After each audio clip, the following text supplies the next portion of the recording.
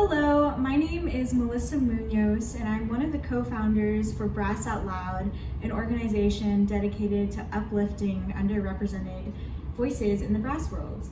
I'm also currently a professional studies certificate student at the Colburn School. I'm super excited to teach y'all a couple different practice methods that you can incorporate into your practicing starting today so that you can be band ready. So the first one that I'm going to talk about is called scaffolding. And there's actually two different ways that I like to use this one. So the first one, I'm going to call it note by note. This one works really well for a piece that you're just learning, or maybe you already know the piece and you want to polish it up. And basically, I like to start from the very beginning. The example that I'm going to use is Theo Charlier's Etude No. 1. So I'm going to start with the first note.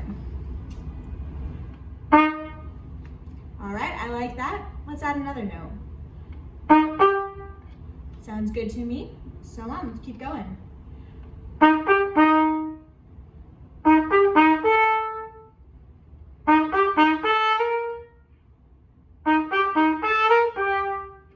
Okay, let's say that I wasn't exactly pleased with how my last note went. Well, I'm going to continue to repeat it until I am pleased with it.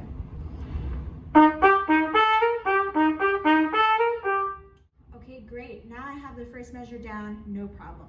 Let's add another note.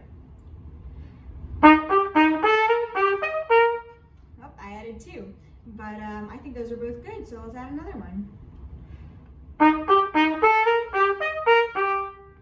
I wasn't exactly pleased with the F in the middle, so if that happens, then it's good to kind of subtract a few notes that you added and make sure that you're being really, really solid and diligent in the notes that you've already played.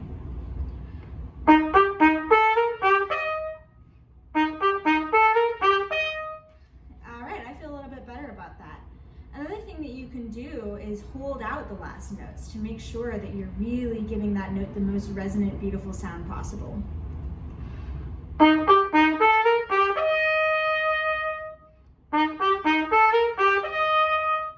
Okay, great. Now I'm going to add the couple of notes that I took away and keep going.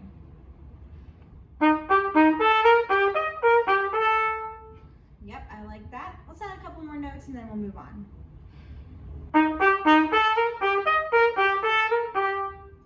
Boom.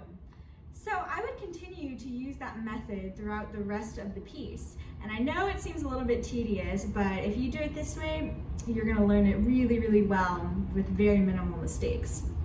So the other way that you can do this is measure by measure. I like to do measure by measure once I've already learned a piece and I'm really trying to make sure that I have it solid.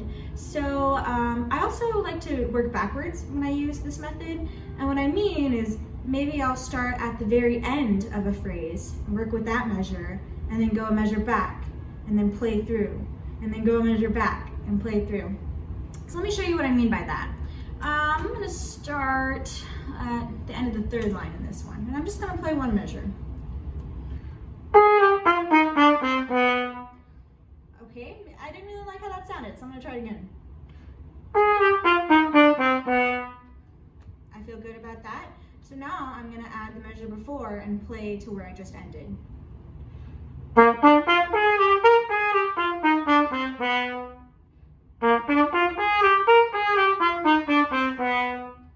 Okay, I feel pretty good about that, so I'm going to add another measure.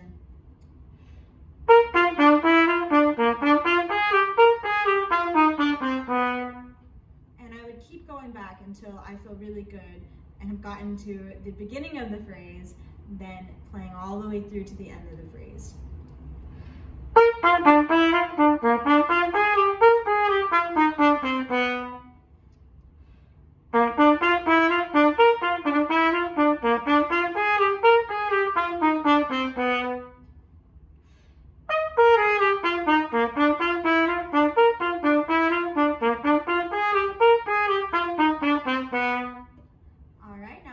A couple more measures until I have this whole phrase down. And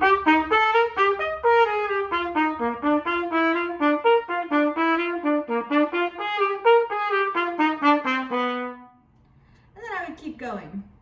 This is an excellent way to hold yourself accountable and make sure that you're really playing the best that you can. So the last method that I wanted to talk to you folks about is listening. And I kind of mentioned it earlier where you'd want to listen to a recording before you play something. And that is so true. You should always listen to your music if there is a recording available before you start diving in. So that way you understand what's going on. But it's also important that you listen to yourself play. So if you have a phone, you can put your video on, you can put your voice memos on, doesn't really matter. I do encourage video because then you can actually see yourself and see what you're doing. Maybe you're doing something a little weird that you don't know. I always catch myself doing that. But you want to record yourself and listen to what's coming out on the other side of the bell. There's a lot that goes on from here to here, right? We got a lot of tubing. And it's not exactly the same. So if you really understand and listen to what's happening on this side of the bell, then you can make changes to make it into something that you can be proud of.